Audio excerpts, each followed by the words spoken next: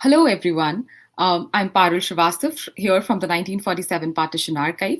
Welcome to the third season of Sunday Stories Live, brought to you by the 1947 Partition Archive, which is a global non-profit, non-governmental organization that works tirelessly to preserve the nearly lost oral histories of partition.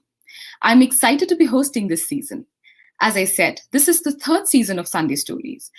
The first season was hosted by Noor Anand Chawla. The second season was hosted by Sonam Kalra, and I will be your MC for this event today.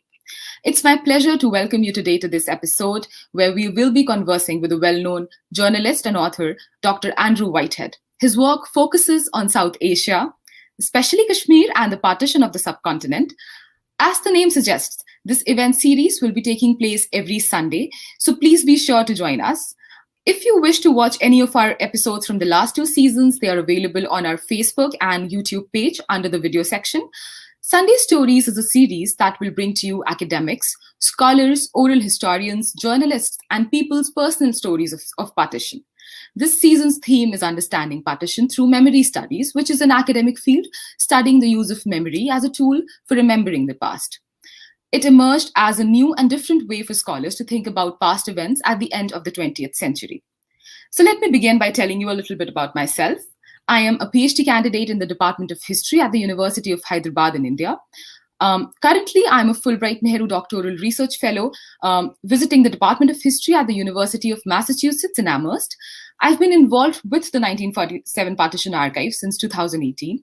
I'm a former story scholar with the archive, and I have contributed by interviewing more than 60 people in Hyderabad and Lucknow. I have assisted the archive on several other projects, including the Tata Trust Partition Archive Research Grant Project. I've also acted as a convener for the archive's responsible accessibility and ethical use of conflict zone oral histories. So today, it is my absolute honor to continue the Sunday Stories tradition and facilitate this amazing conversation with Dr. Whitehead. So let me just start by telling you a little about him. Andrew Whitehead has, over the past 25 years, recorded more than 200 interviews with people who lived through the turbulence and trauma of partition. These recordings are now held in the archive of SOAS, that is the School of Oriental and African Studies at the University of London. Dr. Whitehead drew on this material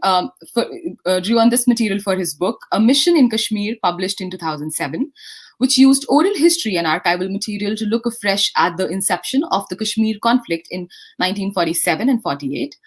More recently, he has written The Life of Freda, which is a biography of an Englishwoman, Freda Bedi, who made her life in India and was an active figure in the nationalist movements in Lahore and in Kashmir in the 1930s and 40s. This again was based in part on oral history. So Andrew is a former BBC India correspondent. He's an honorary professor at the University of Nottingham in the UK and also teaches at the Asian College of Journalism in Chennai. So let's all welcome him. Thank you very much, Parul. I'm very pleased to be here and very pleased to be part of this initiative by the 1947 Partition Archive. Thanks a lot, Andrew. Thank you for sparing time out of your schedule on a Sunday to be here with us. So I think we'll sort of, jump into the conversation now. Okay, so I was just thinking, as an opening question, why Kashmir? What motivated you to write this book on Kashmir and, sort of probe into, how it became a theater of war? Well, I suppose I've got to wind back a little bit too. I mean, I was a historian before I became a journalist. I started work on a PhD in a completely different area. Then I joined the BBC and I spent 5 years as a BBC correspondent in Delhi. This is in the 1990s. And towards the end of that period, I persuaded the BBC to let me make a series of radio programs, 5 half-hour radio programs for the 50th anniversary of independence and, of course, of partition as well. And that was looking not at the high politics, not at Jinnu, Nair and Mountbatten, but at the lived experience of partition. And I was able to travel across Pakistan, North India, to Bangladesh, gathering testimony, sometimes from people of, who've become well known in culture or as writers or politicians, but quite often from ordinary people who were caught up in that convulsion. And I knew Kashmir because I'd been there a lot as a journalist, but for that I also went to get testimony there. And I chanced across people in Baramulla, in the sharp end of the Kashmir Valley, near the what's now the line of control, who shared memories of what happened there, which seemed to me to challenge all the established narratives, the really sort of deep-seated narratives of the Kashmir conflict and how it started. And that piqued my interest both as a historian and as a journalist, and I took it from there. Okay. Um, so you have had the privilege of, like interviewing a lot of public figures, right? So you've interviewed Amrita Pritam, you've interviewed Khushwant Singh, Lal Krishna Advani, and so many more people. So would you care to tell us something about these interviews, anything that you remember and would like to share with our audience? Yeah, I've been tremendously fortunate in talking to writers, politicians who had personal memories of partition in India and in Pakistan, and in to some extent in Bangladesh as well. And of course, I think with public figures, they are more used to being interviewed. They are perhaps a little bit more guarded about what they say. But I was quite struck with L.K. Advani's memories of growing up in Karachi, by the fondness with which he recalled the city and his school in Karachi, which I perhaps hadn't expected given his own personal story and trajectory, and the great affection and nostalgia that he felt for Karachi. Khushwant Singh, I mean, he was already in his 30s at the time of partition. He was born in 1915. And it was just remarkable, even in the 1990s, interviewing somebody who said Jinnah was the chief guest at my wedding here in Delhi in the early 1940s, reaching back that far. But of the people who've got a sort of reputation, I think the interview with Amrita Pritam is the one that sticks out in my mind. It was only a short interview, 15 minutes. And many of my interviews were much longer, but I wanted to talk to her about her poem, Anotavari Shah, which captures the experience, the heartrending experience of women in Punjab at the time of partition. And I went along, and I'd never met her before, and she was very welcoming. And I started asking her about how did she write the poem, where did she write the poem, and she told me about writing it on a scrap of paper as she was traveling as a refugee herself by train from West Punjab to East. And she really became desperately emotional about it. And it certainly wasn't rehearsed. And it's quite difficult when you deal with that sense of raw emotion and anguish. And she clearly wanted to share it. She didn't want the interview to stop. So I did give her the chance to say, "Do you want to pause this?" And she didn't. But that manner in which her personal anguish and her memories of that time, and in particular of what happened to so many women in Punjab, still lived with her, still caused a great sense of pain and discomfort half a century afterwards, as I think it did for many people who lived through partition on all sides. That's true. So talking about pain and discomfort, in your first book, A Mission in Kashmir, you've sort of, delved into a chapter wherein you've talked about the invasion of a convent and a mission hospital in the riverside town of Baramulla. So again, it's like untouched history, something that you happen to chanced upon. So can you talk us through that? It's strange how it happened. As I say, I'd been to Kashmir many times, and I have since as a news journalist. But this was not talking about what's just happened or what might be about to happen, but what happened 50 years back. And the BBC journalist, BBC correspondent in Srinagar had arranged for a local journalist in Baramulla to make some introductions and to accompany me to meet a couple of the elderly townspeople. But this Baramulla-based journalist, somehow Intelligence Bureau had heard wind that a BBC guy was coming to Baramulla. He'd been hauled in to say, what is this BBC going to do? Who is he going to meet? And he'd said, oh, he just wants to meet a couple of old timers from the town. And I don't think they actually believed that. So they gave him quite a difficult time. And he was absolutely as good as his word. He introduced me to a couple of elderly townspeople who'd got very acute memories of Baramulla, and I interviewed them. And then basically he wanted me to, would I please go back to Srinagar, because this was a little bit hot. So I headed back in the car, and I was heading back much earlier in the day than I expected. And that journey takes you past the convent and the mission hospital, which are still there, St. Joseph's in Baramulla. And I just said to the driver, look, let's just stop here. We haven't got anything else to do. We're not in a rush. So I pulled into the hospital car park, and I explained to the Mother Superior, a nun from Goa, that I was sort of looking for people who had memories of 1947, and I knew that there'd been a massacre at the mission hospital. And I just said to her, I don't suppose there's anybody here who remembers that, is there? And she said, well, there is one nun. She may be sleeping, but I'll go and see.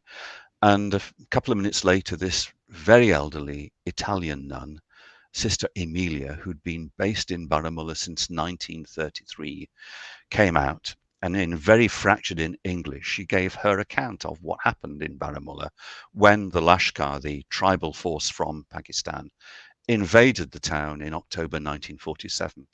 And the account that she gave, in terms of who were the attackers, what language did they speak, how were they dressed, how were they organized, who commanded them, what was the reaction of local townspeople, what did they do in the convent, how did the nuns respond, what happened afterwards. It gave you a window in a contested moment in history, which, even though I'm sure Sister Amelia had told the story many times, felt unrehearsed. It felt fresh. It wasn't fitting one particular line or another particular line. It was simply what she remembered that she had herself witnessed. And I actually wrote an article for the Indian Express about that, and that led to letters from people who'd also been in Baramulla, in one case, I think, as a soldier at that time. So I interviewed other people, and I went back to Baramulla and interviewed more townspeople, and I then got about 30 or 40 different voices, which threw light on what happened in the convent, in the mission hospital, and also more widely around the Kashmir Valley, just at the moment the conflict started. And it does challenge those very simplistic, straightforward, nationalistic narratives. And it's complex. It wasn't a simple series of events. It's complex. And indeed, the reason why the Kashmir crisis conflict has not been resolved is because it is really complex. And if you don't understand the complexity with which it started, then you probably don't understand quite why it's proved so difficult to resolve. Yeah. And this also goes on to show that, how important oral history is, and that, like it, in a way, it shouldn't be as contested a field as it is today, especially, like coming from the discipline of history. Like oral history is, again, it's a lesser field as compared to, like, more traditional history. So would you sort of enlighten us about how oral history is different from traditional history and the archives? And, having written extensively on historical topics yourself, what do you have to say about the authenticity of oral history and the authenticity of archives?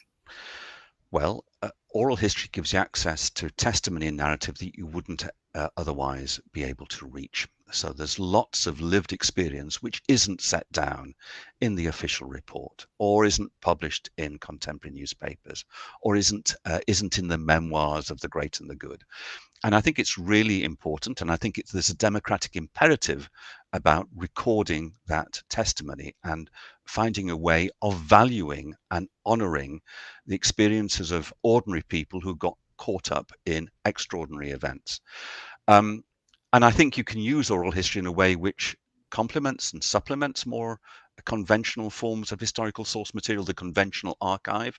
I don't think it's use oral history and ignore the formal archive, but nor do I think you can tell contested stories which are about people without doing everything you can to hear the voices of those people. And of course, I mean, people misremember.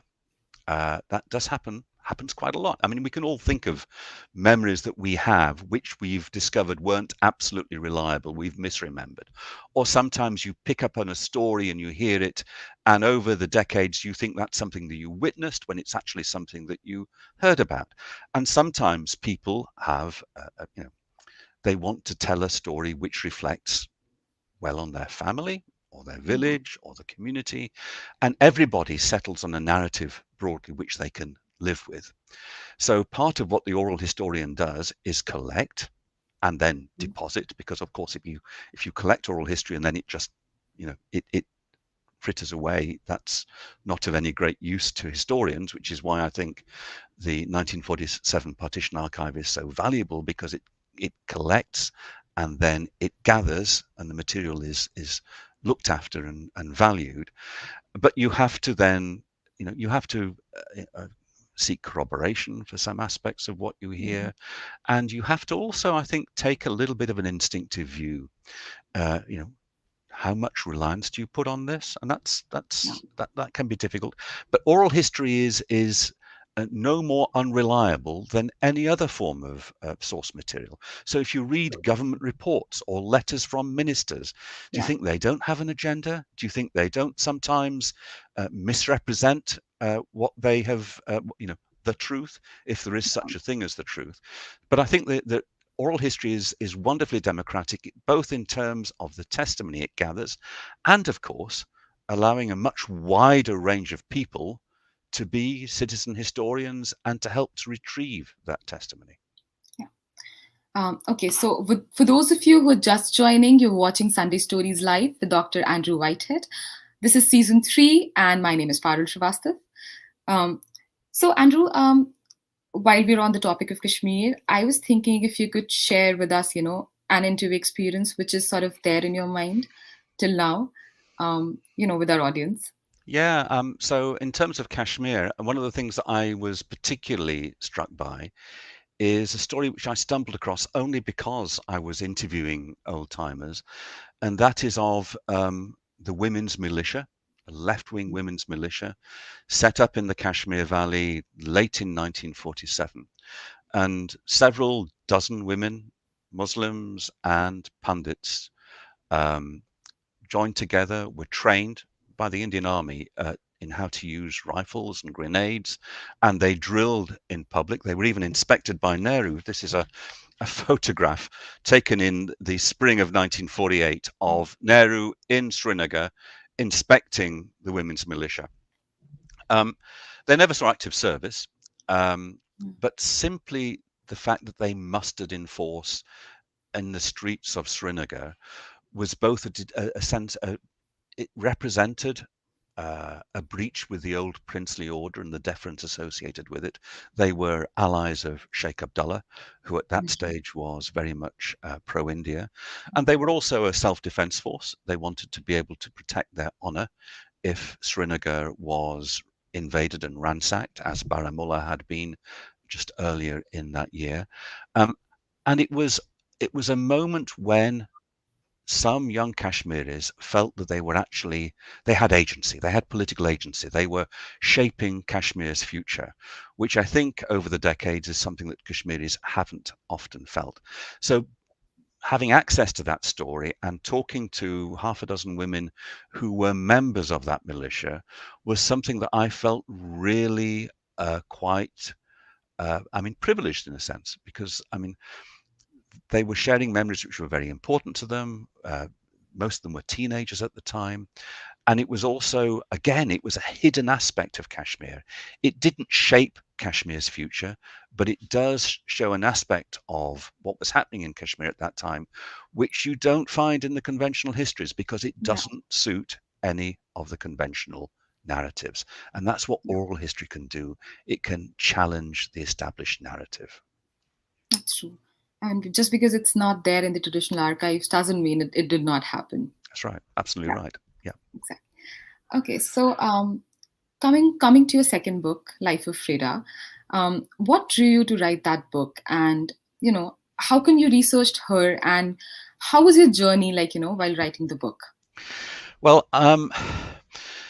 It arose from Kashmir because when I was talking to these elderly women who had served in the women's militia in 47, 48, some of them talked about this English woman who wore a salwar kameez, spoke a bit of Urdu, and was part of their movement, part of their cause, and indeed trained with them and was a member of their militia. And this is Frida Bedi, who's Kabir Bedi's mother.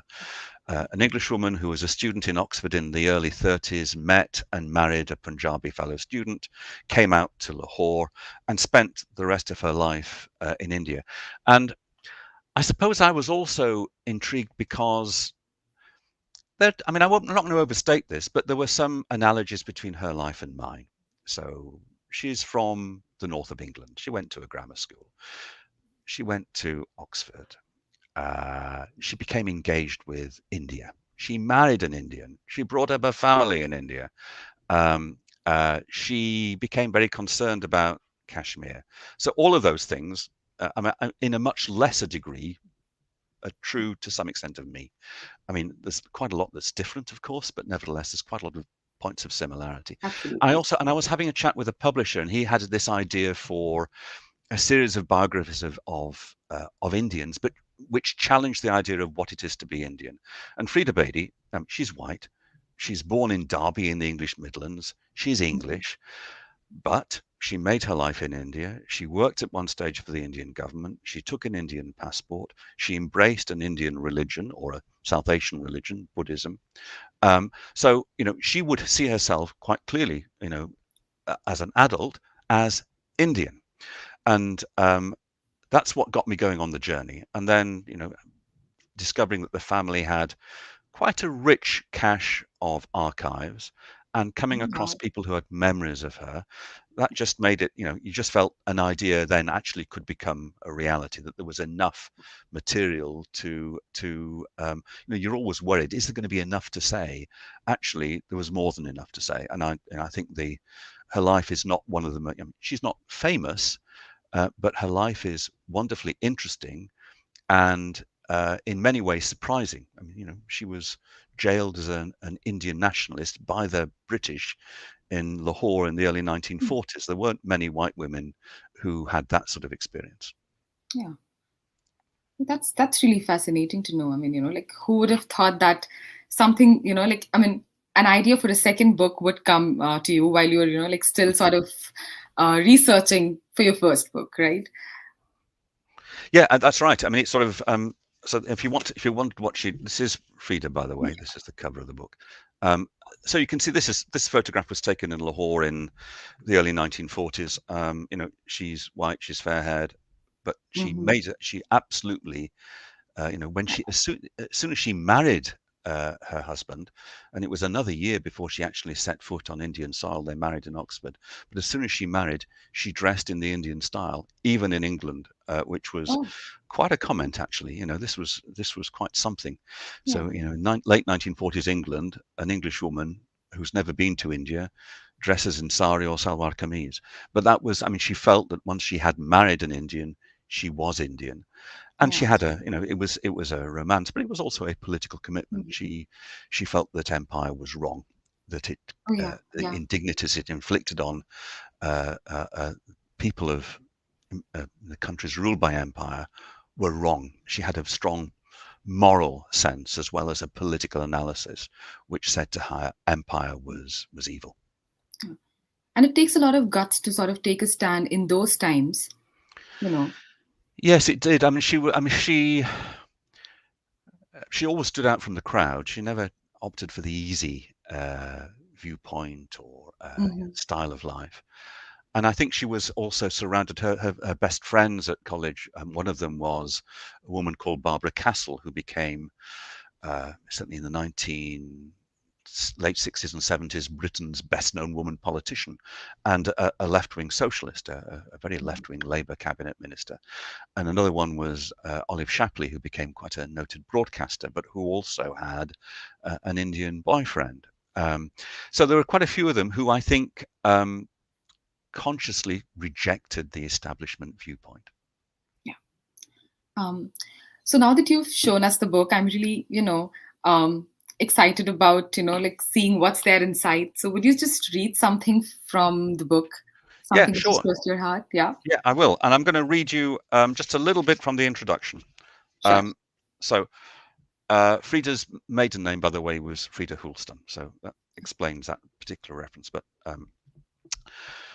when Frida Hulston confided that she was going to marry the handsome Sikh student she'd been seeing, her best friend, Barbara Crassel, replied, "Well, thank goodness. Now at least you won't become a suburban housewife."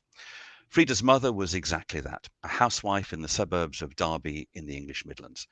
It would have been natural, expected indeed, for her daughter to fall into that same groove. In fact, Frida refused to fit into any groove. She broke the mold, not once, but repeatedly through the decades.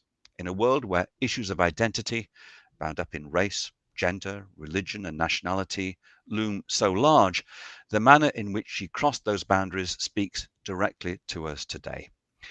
"It was my destiny to go to India," Frida declared. And from the moment of her marriage to B.P.L. Bedi at a registry office in Oxford in the summer of 1933, she regarded herself as Indian and adopted Indian dress.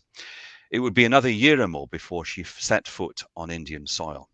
By the time she disembarked at Bombay, 23 years old, and with her baby son in her arms, she had already co-edited with her husband 4 books about the country she was to make her home.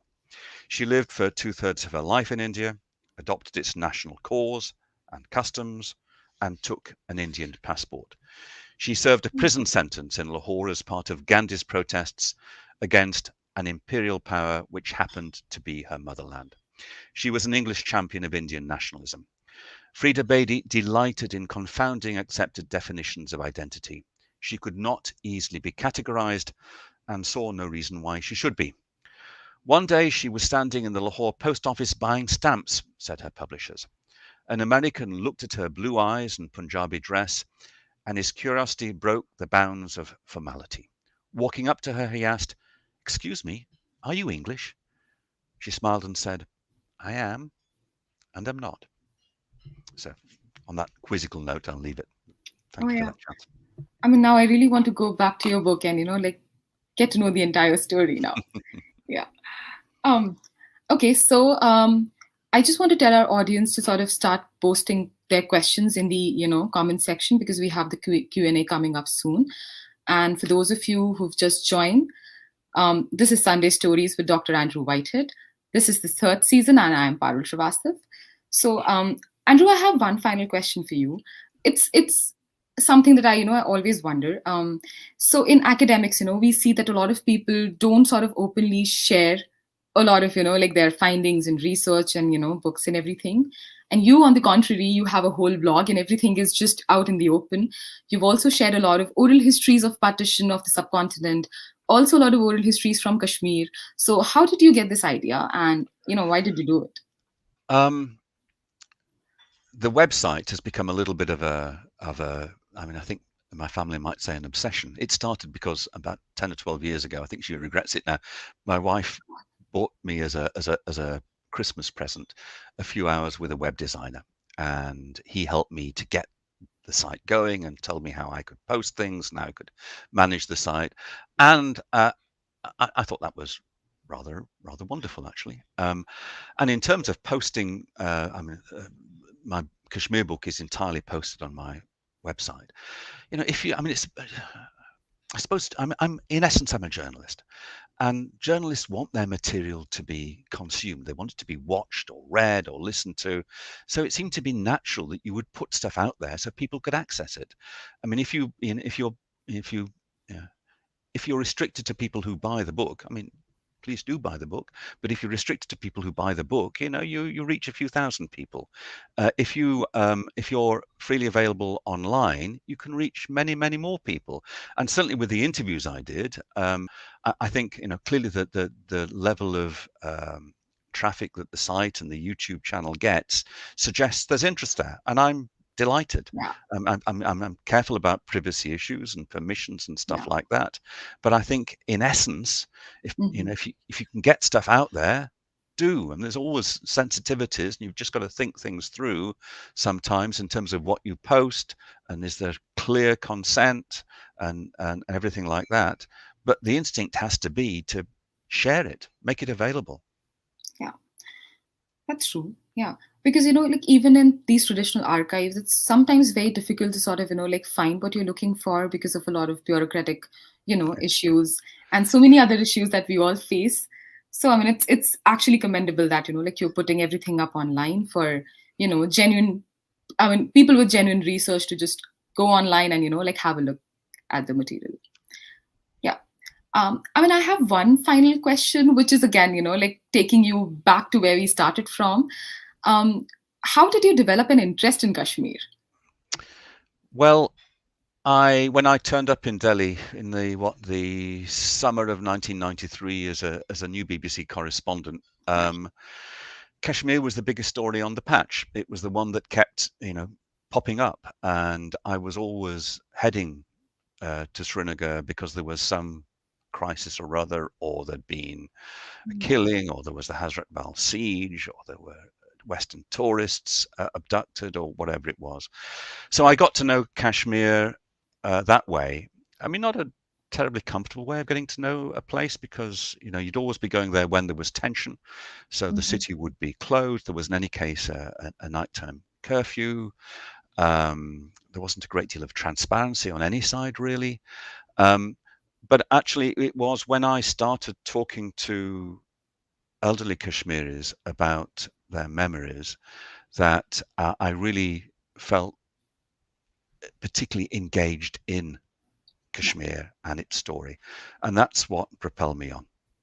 Okay. Thank you so much, Dr. Whitehead. So again, those of you who are just joining us, you're watching Sunday Stories Live with Dr. Andrew Whitehead. This is the third season, and I'm Parul Srivastava. So we'll just be moving on to the Q&A section, in a bit. I'll just brief you a little bit about the 1947 Partition Archive. So the archive documents the nearly lost stories of partition. Our flagship oral history project is the largest of its kind in South Asia, and so far, with great dedication, we have documented around 10,000 stories in not just the Indian subcontinent, but across the globe. So you can learn more about our work by visiting our website or speaking to any of our team members. And like the last two seasons, we have a brilliant lineup of speakers once again. So spread the word and do not forget to, be us with our esteemed guests every Sunday. So now we'll take our audience questions. Can we have the first question on screen? Okay, so we have Vivek Anand, and he wants to know, what did the Italian nun say? Okay, so this is Sister Amelia in St. Joseph's, who I met 3 times before she died. She's now buried in Baramulla.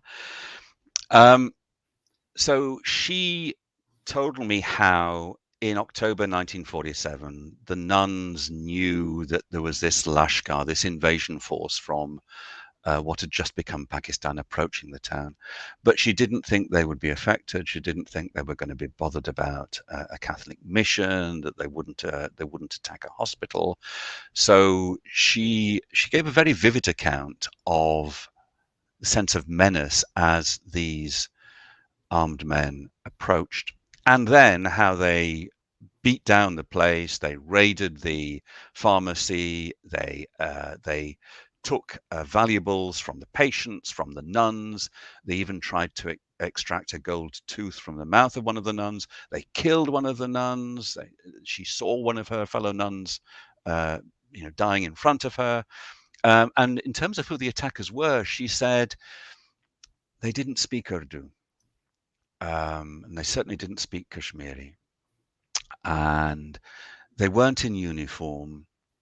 They traveled in lorries, and there was this guy traveling with them on a motorbike who did speak some Urdu, who seemed to have a measure of authority over them. And then they based themselves in the mission, and quite a few of them moved on. So, I mean, I'm giving you a sort of shorthand version, but that's part of what she said. So she didn't say, she didn't give a geopolitical analysis, which is not what I wanted. She gave her personal memories, but that's the sort of thing that she was saying. Okay. Thank you so much. Thank you, Vivek Anand, for the question.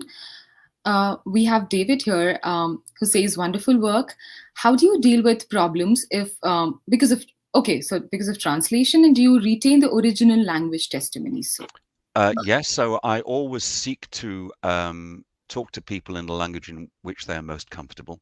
I was really very fortunate. So just about everywhere I went when I was gathering material for the series, I would be accompanied by a journalist who knew the area, and they would act as translators if necessary. So I spoke to Gopal Mukherjee, who was basically he was I mean, it's difficult to avoid the word. He was a Gunda in Calcutta, very active at the time of partition.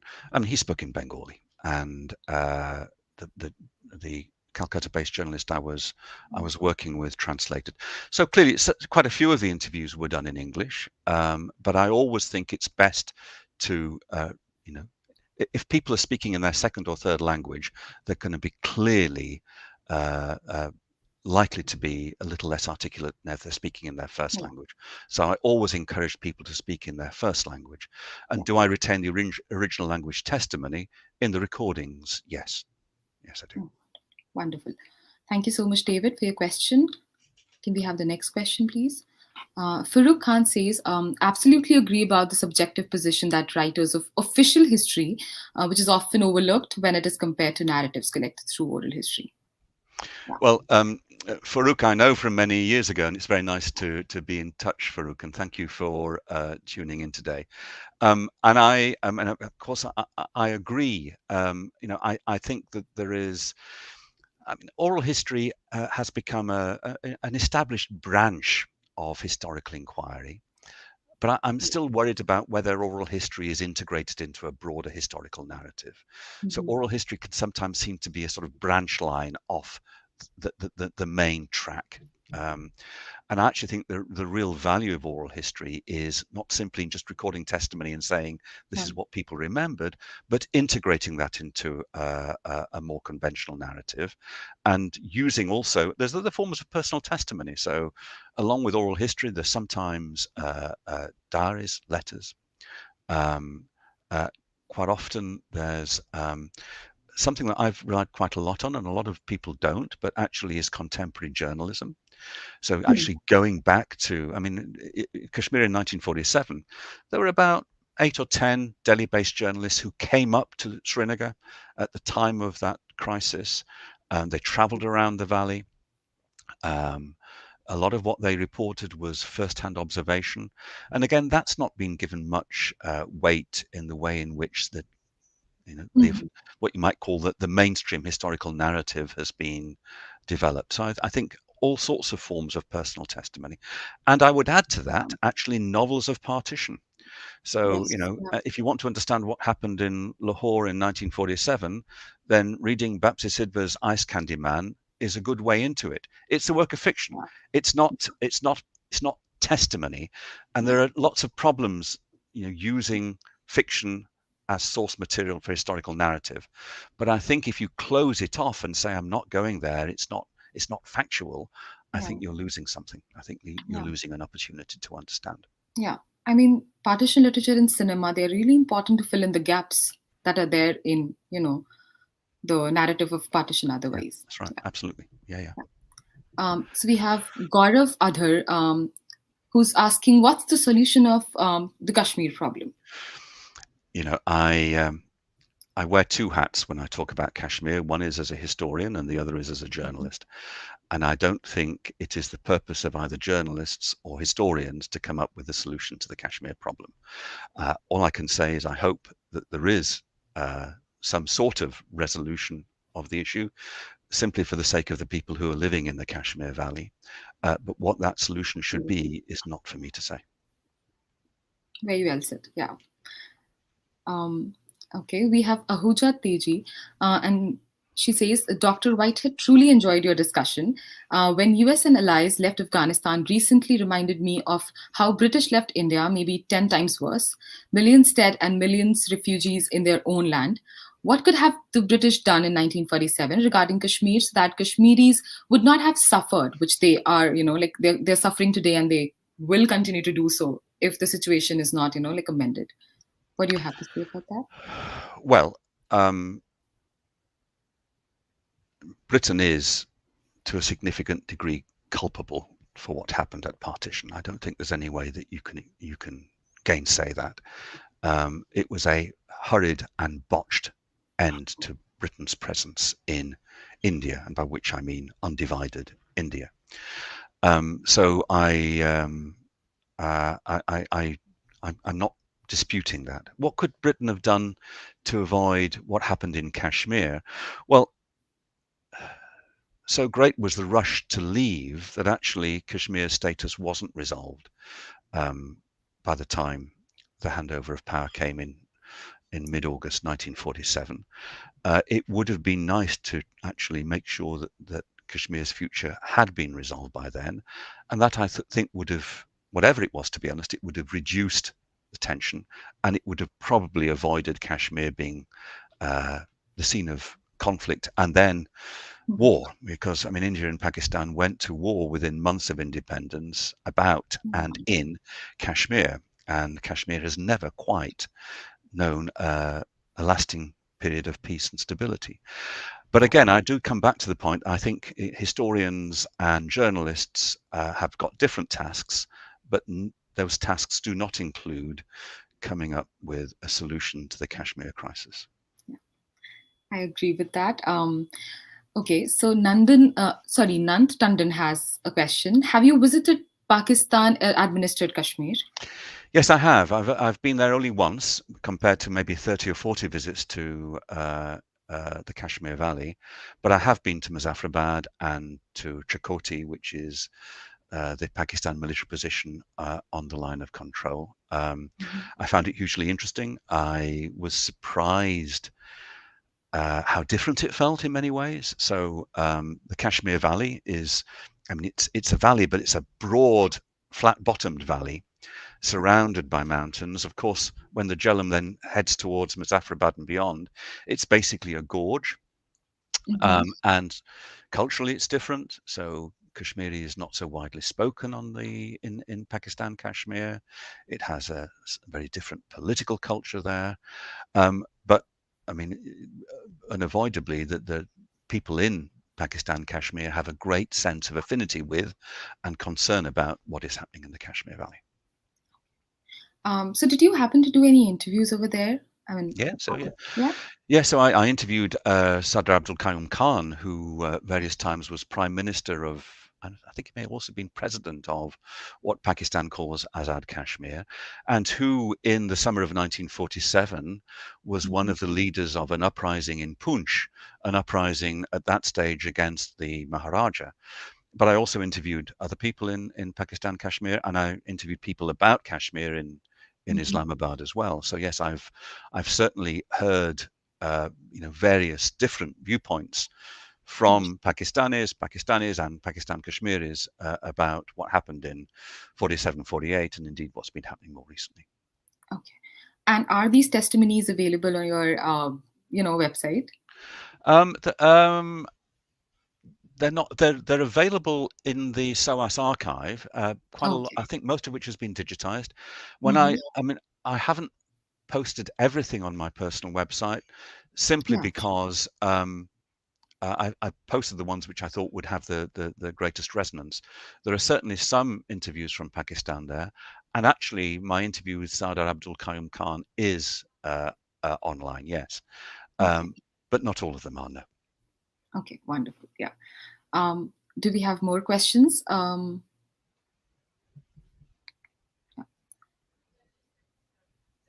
So I guess we don't have any more questions now. So thank you so much, Andrew, for sharing your wonderful research and thoughts. Oh, we have one more question. Okay, great. So Ahuja Teji asked another question. Right wing in India criticized Jawaharlal Nehru that he should not have got the UN involved and the Indian army should have taken over all of Kashmir. How true is that? And was Indian army in the position to actually continue their march ahead? I'm not a military historian, but it is absolutely right that when the Indian army pushed out the Lashkar, they basically stopped a little beyond Uri, where the line of control now runs, and basically tacked left because they were trying to relieve locations in and around Poonch and Rajouri. Was Nehru right or not? That's a rather loaded question. I'm not sure that I'm not sure how feasible it would have been for the Indian Army to take control over all the Maharaja's domains, and that's not simply in talking about Azad Kashmir. It's talking about what became the Northern Territories of Pakistan, so Gilgit-Baltistan as well.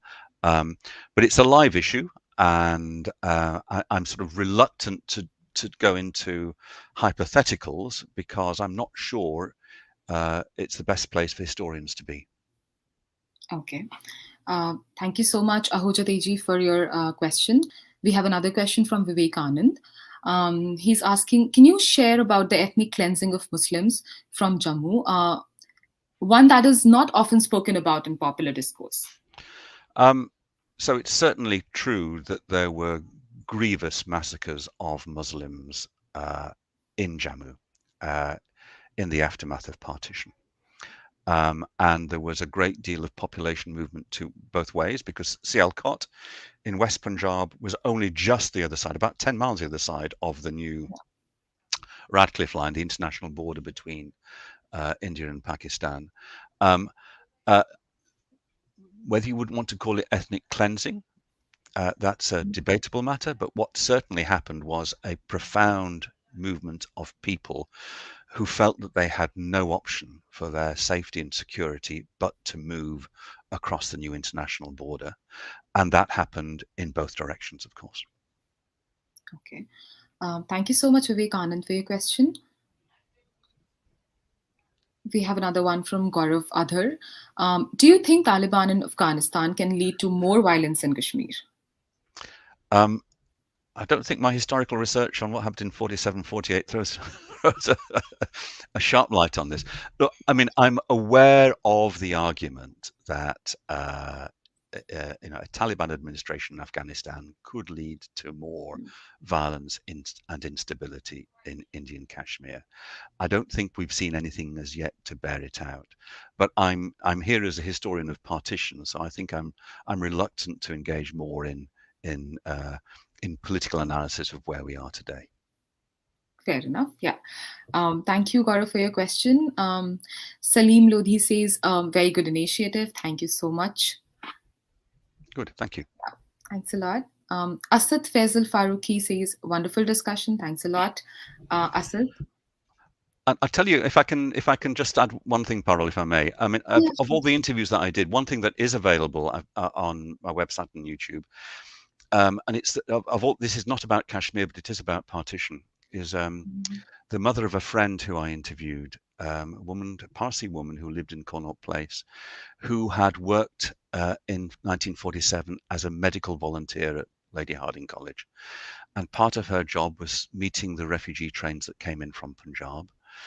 And she said there'd be a whole group of them there, volunteers, and part of what they had to do was to make sure that they reached the women who were by themselves faster than the brothel keepers who also met those trains, and then to help the women, to help them regain their health. They were often in a really bad state, and then to see if their husbands, those who were married, would take them back. And it was a very, very powerful interview. I can't, I mean, it gets me every time I think about it. But what I remember also is that my friend kept walking into the room where I was talking to her mother while I was doing the interview. And it just caused a little bit of a disruption, and there'd be a little bit of noise, and it would sort of slightly disrupt the flow of her mother's story. And I said to her at the end, why did you keep walking into the room when I was doing the interview? And she said, I hadn't heard the stories myself. I knew my mother was a medical volunteer, but I hadn't heard what she did, and I'd never heard her speak like this about that time there. And it struck me, a lot of people coped with the trauma of what they went through or what they witnessed at that time by staying quiet. It's not they were denying it; they just didn't share it. Not everybody, responded in that way, but many people did, and and the testimony was just so gut wrenching. Partly because she hadn't shared it before, and it was coming out fresh. And I remember her saying that of the men who would come to meet their wives, she said ordinary men would come and they would say, "This is your wife. It's not her fault what's happened to her." And they would say, "No, it's not her fault." And they would take their wife back. But she said, the educated men, they would not take their wife back. And 50 years later, she was still angry and outraged that men of education were less willing to embrace a wife who'd been through such trauma than people who didn't have that privilege. Oh my God. That says a lot about the kind of education and, literacy that we keep talking about. It does. Yeah. And I totally, I can relate to, the story that you just shared, because, when I was doing interviews in Hyderabad, I came across so many people who, after the interview, they would just look at me and they'll be like, this is the first time that somebody has asked us. My own children, they don't know anything about, our past life of, what is now Pakistan, whatever happened to us, because nobody ever asked us. So, and that's absolutely right. And that's why I think that the work of the Partition Archive is so important, because it's encouraging youngsters to actually break that silence. And of course, you've got to make sure that the people who've got the memories that you're seeking to retrieve are comfortable with that. But nevertheless, I think it's really valuable, because I think it's important to understand the enormity and the trauma of partition. It was huge. I don't think the numbers either are accurate, the numbers of deaths and refugees, but I also don't think that they really reveal the extent of the trauma and the suffering that people went through. And these are people of all religions and all future nationalities. That's true. Yeah. We have, okay. I think they are just, comments of how the discussion was really wonderful. And I think people really, gained something out of it. Okay, I just add one more point. I was just speaking to another person. She wanted to apply for an internship with the archive. And it's at that point that she came to know that her own grandparents were partition refugees. And she's already in her 20s, and she's like, I never knew. It was while I was applying, I spoke to my parents, and they were like, oh, we of course know a lot of people who were, refugees, because my own dad and my mom, they came from Pakistan.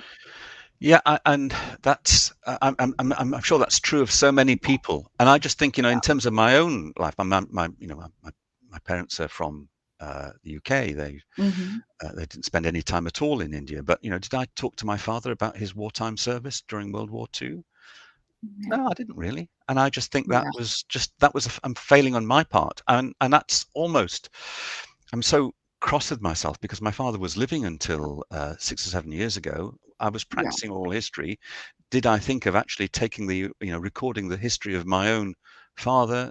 No, I didn't. So I think if people can reach out to generations who've lived through partition and have got memories to tell, then it's really important to try and honor and value those memories, and to record them, and to find ways that can be part of a new archive which is available to researchers and similar. Exactly. And it's interesting you mentioned that, because the whole reason that I am into partition studies now is because, my own grandfather passed away in 2014. And after he passed away, I realized that, I could not really record his stories, although he was not a refugee, but he was, of course, an eyewitness. And his father used to work in Imperial Bank in Lahore. So he had a lot of stories to tell. And, while you still have grandparents, you don't necessarily, think that, oh, this is super important for me to record, because that's not how we are taught history.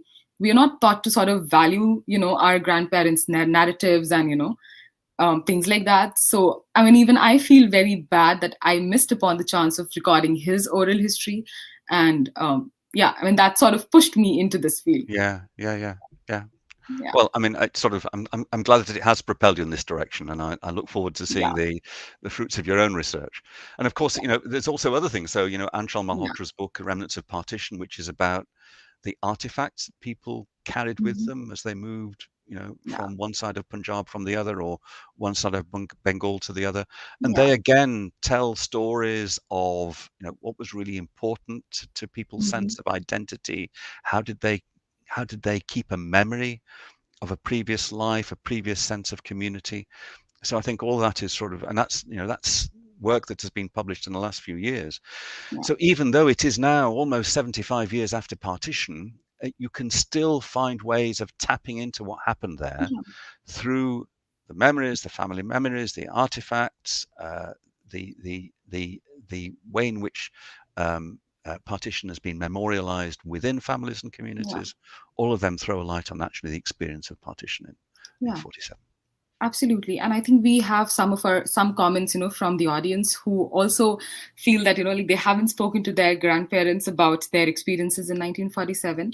And yeah, I mean, it's too late now. But I would say that, like even if today you can find somebody to interview your own grandparents, you should absolutely do it. Yeah, Yeah. because I mean, 75 years is a long time, 74 Yeah. years, but actually, Yeah. it means that though anybody, in their mid 80s or older, will have some cogent memories of that time Yeah. if they Yeah. if they were in an area that was affected by partition. Yeah. Absolutely. Absolutely. Do we have any more questions? Okay. So thank you so much, Andrew, for joining Pleasure. us today.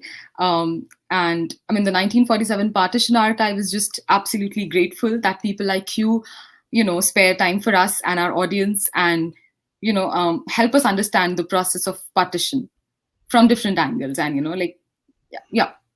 Well, thank you, Parul. I've enjoyed the conversation, and I've enjoyed responding to the questions from those who've been watching. And I'm very pleased to, in this very modest way, show support and acknowledgement of all that the 1947 Petition Archive is achieving. Thank you so much, Andrew. And thank you so much, everyone, for tuning in. And please do return next week for yet another exciting conversation with our esteemed guest, a celebrated author, Amardeep Singh. Like he will sort of talk about and enlighten us about his efforts into documenting Sikh legacy and the travels of Guru Nanak. And if you love our oral history work and our mission, please consider making a donation of any size. We rely 100% on donations as an NGO.